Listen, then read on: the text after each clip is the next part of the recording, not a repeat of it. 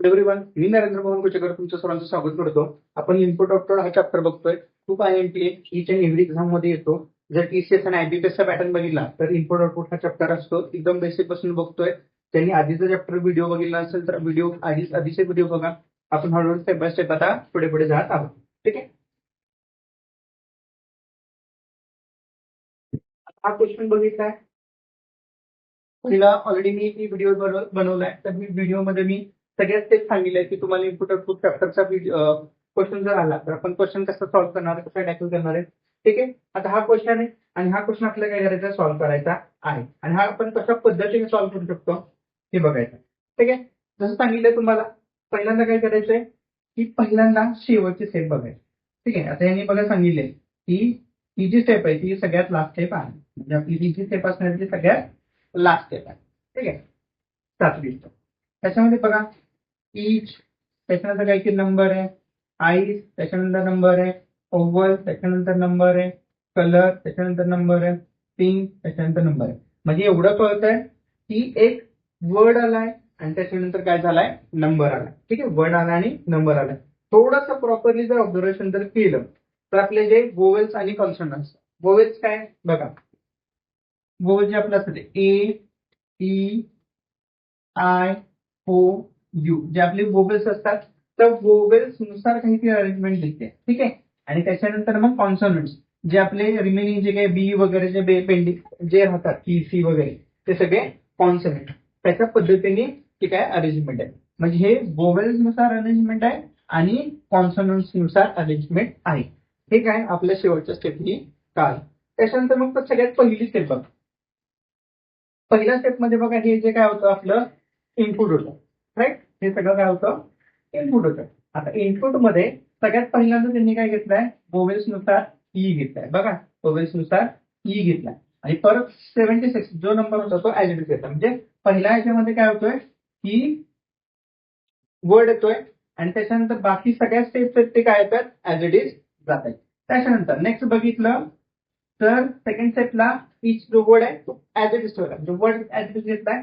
त्याच्यानंतर नंबर घेतलाय आणि नंबर पण इनक्रीजिंग ऑर्डर मध्ये आहे. नंतर काय घेतलाय, नंबर. म्हणजे मला पहिल्या स्टेपला काय करायचंय, वर्ड घेताय आणि सेकंड स्टेपला काय करायचंय, नंबर घेताय.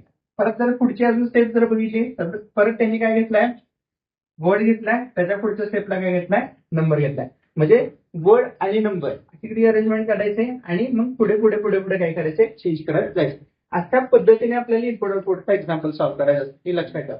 जर एक्झाम्पल आल्यानंतर पॅनिक व्हायचं नाही.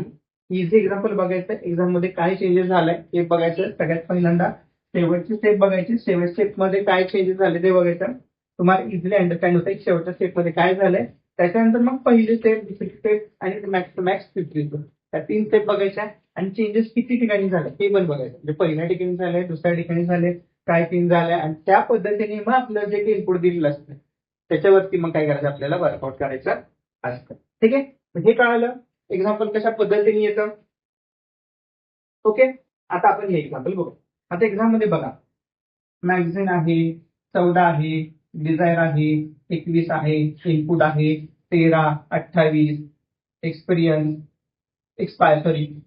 ऍक्टिव्ह 25 आणि 30. अशा पद्धतीने आपल्याला काय करायचं, इनपुट दिलेलं आहे आणि आपल्याला मग ह्या पद्धतीने अरेंजमेंट करायची आहे. त्याच्यामध्ये पहिल्यांदा काय, obviously A, E, I, O, U नुसार अरेंजमेंट असणार आहे आणि त्याच्यानंतर कॉन्सोनंट नुसार अरेंजमेंट असणार आहे आणि जे नंबर्स असणार ते नंबर काय असणार आहे, इन्क्रीजिंग ऑर्डर मध्ये तुमचे काय असणार आहेत, नंबर्स असणार आहेत. पहिल्या ह्याच्यामध्ये काय येतोय, वर्ड येतोय, दुसऱ्यामध्ये काय येतोय, नंबर. असं आपल्याला काय करायचे, अरेंजमेंट करायची आहे. ठीक आहे. आता याच्यामध्ये सगळ्यात पहिल्यांदा बघितलं तर सगळ्यात पहिल्यांदा आपल्याला काय येणार आहे, वर्ड येणार आहे आणि तोही AEIOUच्या फॉर्मॅटमध्ये येणार. आणि त्यामध्ये सगळ्यात पहिला वर्ड जर बघितला तर कुठला असणार, ऑब्व्हियसली ऍक्टिव्ह. पहिल्या स्टेपला काय येणार आहे, ऍक्टिव्ह वर्ड येणार. आणि लक्षात ठेवा, आपण जेव्हा एक्झाम्पल सॉल्व्ह करत असतो आणि आपल्याकडे रफशीट असते, रफशीट वरती ऑब्व्हियसली हे सगळं लिहित बसायचं नाही. डायरेक्ट काय करा, पहिली स्टेप लिहा आणि पहिल्या स्टेपला काय ऍक्टिव्ह आहे त्याच्याऐवजी फक्त एसी वरून आपल्याला ऍक्टिव्ह आहे हे कळतं. बाकी सगळं जे आहे ना ते ऍज इट इज आहे. मग त्याच्यामध्ये हे काय असणार आहे एम ए, त्याच्यानंतर काय असणार आहे 14, त्याच्यानंतर काय असणार आहे डी, त्याच्यानंतर काय असणार आहे 21, त्याच्यानंतर काय इनपुट म्हणजे आय एन, त्याच्यानंतर काय असणार आहे 13, त्याच्यानंतर काय असणार 28, त्याच्यानंतर ई एक्स, त्याच्यानंतर ऍक्टिव्ह ऑब्विसली घेतलाय त्यामुळे ऍक्टिव्ह परत घ्यायचा नाही, त्याच्यानंतर 25 आणि त्याच्यानंतर 30. ह्या पद्धतीने आपली काय असणार आहे पहिली स्टेप असणार आहे. ठीक आहे, एकदम शांत करायची, काय गडबड नाही करायची. सेकंड स्टेपला काय असणार आहे आता ऑब्विसली आपला एसी ऍज इट इज आहे. बघा पहिल्या स्टेपमध्ये त्यांनी ई आहे तसा ठेवलाय आणि त्याच्यानंतर काय घेतलाय नंबर घेतलाय. त्या पद्धतीने तुम्हाला इथं काय असणार आहे नंबर घ्यायचा आणि सगळ्यात लोएस्ट नंबर घ्यायचा आहे. आता सगळ्यात लोएस्ट नंबर जर बघितला तर काय दिसतोय याच्यामध्ये काय दिसतोय बघा 14, 21, 13, 28, 25 आणि 30. म्हणजे ऑब्विसली सगळ्यात लोएस्ट नंबर काय आहे 13. म्हणजे एसी नंतर काय असणार आहे 13. त्याच्यानंतर तुमचा बाकी इथनं पुढचा पार्ट ऍज इट इज म्हणजे काय असणार आहे एम ए, त्याच्यानंतर 14, त्याच्यानंतर डीई, त्याच्यानंतर 21, त्याच्यानंतर आय एन 13 परत घ्यायचा नाही, त्याच्यानंतर 28, नंतर ई एक्स, नंतर 25, नंतर ही झाली दुसरी स्टेप. आता तिसऱ्या स्टेपला ऑब्विसली काय असणार आहे ए आय यू पैकी कोण येते का ए नंतर काय येतं ई मध्ये कुठं आहे ई एक्स आहे बघा, ई एक्स येणार आपला म्हणजे एसी, त्याच्यानंतर 13, नंतर काय येणार आपला ई एक्स. बाकी एम ए पासून as it is M A 14, D E 21, I N 28, 25, 30. लक्षात ठेवा सगळं नीट लिहायचंय. एखादं कुठलं राहिलंय का ते रिचेक मारा, राहिलं असेल तर मग आपल्याला ही स्टेप आपल्याला प्रॉब्लेम देऊ शकते. बघा काय काय केलं आपण इसी घेतला 13 घेतला ई एक्स घेतला, त्याच्यानंतर मग M A 14, D E 21, I N 28, E X आपण घेतला त्यामुळे रिटर्न नाही घ्यायचा 25 आणि 30. ठीक आहे, आपण काय घेतला आता आपण एक्स नंतर काय येणार आपला नंबर. फोर्थ स्टेपला काय येणार आहे नंबर कुठला येईल आता येस एक्स नंतर नंबर आहे 13 नंतर काय येईल आपला 14 नंबर आहे. ठीक आहे, म्हणजे आपल्याला 14 नंबर घ्यावा लागणार आहे. बघा आता एसी 13, त्याच्यानंतर ई एक्स 14, आता एम ए इथं पुढे येईल एम ए 14 आपण घेतलं त्यामुळे घ्यायचं नाही. पुढे डीई 21, आय एन 28, 25 आणि 30. ठीक आहे, आता फिफ्थ नंबरची आपली स्टेप जाईल. फिफ्थ नंबरच्या स्टेपला आपण काय नंबर घेतला म्हणजे आता ऑब्विसली आपल्याला वर्ड घ्यायचा आहे म्हणजे बा ए ई आय ऑब्विसली काय येणार आहे आपल्या आता आय येईल. मग बघा आता एसी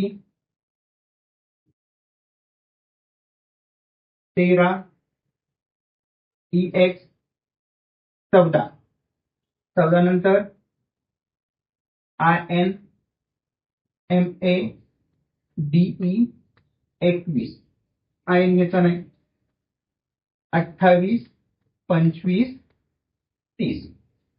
ठीक आहे, आपण आय एन घेतला. आता नंबर आहे नंबर आता 14 पर्यंत पोहोचलो. 14 नंतर काय येणार आपल्या ऑब्विसली 31 नंबर येणार आहे म्हणजे 6 नंबर स्टेपला आपण काय येणार आहे